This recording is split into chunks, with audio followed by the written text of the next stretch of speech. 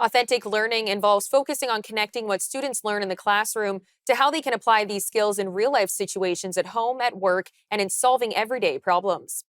As the relationship between Canada and the United States continues to change amid Trump's tariff threats and the development of AI is constantly advancing, what people have learned or are learning in school might actually help when it comes to handling all of this change. Brendan Caldwell, director at Caldwell Securities Ltd, has recently gone back to the classroom and joins us now to discuss some of his top takeaways from heading back to business school. Brendan, thank you for joining me today. Thank you. Make me sound like Rodney Dangerfield. It's great. Now, you recently returned to the classroom. You went to business school. You attended lectures at Harvard. What are some of your top takeaways?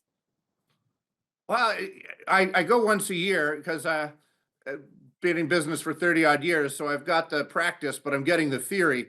And it's been an interesting, I've been going since 2015 for a week.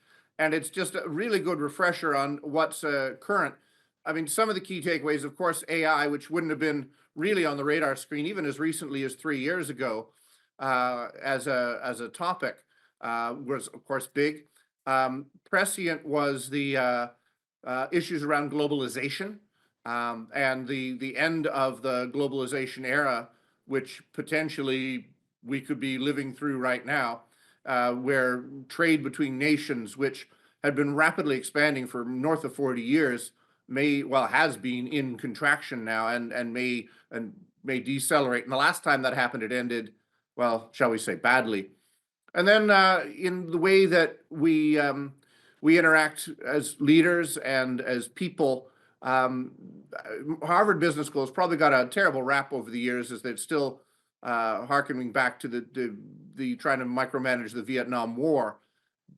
I think they've reacted to that by endeavoring to make their leaders a lot more connected to the world around them, to the people they lead, and indeed to themselves. So a kinder, gentler business school, perhaps. Now, I'm curious, a lot of people will leave school sometimes and be like, how does this apply to the real world? So I'm curious, what leadership skills were discussed that would help a president, CEO, or a leader of a country that would really apply to what's going on in the world right now?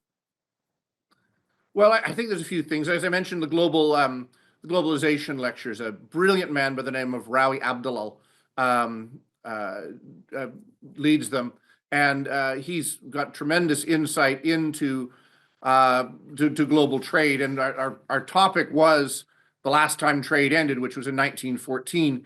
And I think at that time, leaders couldn't really conceive that anybody would want to blow up the system that they created over the previous 40 or so years since 1870 with new technology, railroads, shipping, steam engine.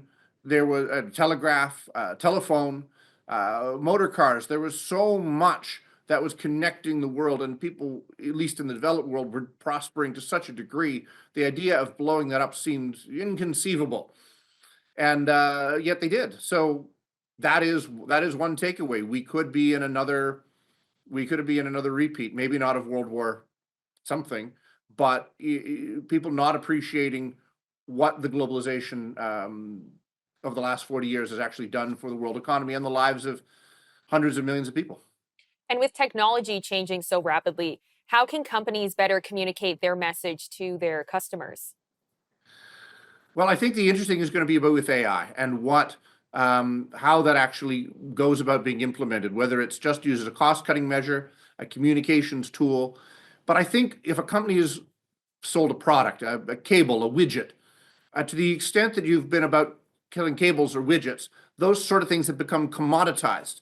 Much better, I think, to use the tools, AI or otherwise, to create multiple links and look at yourself not as a product provider for your customers, but a solution provider. And as you're looking between nations, it's not about how much products here or there delivers, but what solutions that working together as nations living next to each other, we can help each other with. And one of your professors actually recently published an article about the future of AI. Would you mind just breaking that down for us? Well, there's a few things. I would say that one of the challenges that the mega, largely U.S. technology companies has, and this was Professor Mihir Desai's piece in the New York Times about the Ouroboros, the idea of a snake that swallows itself. It turns back on itself.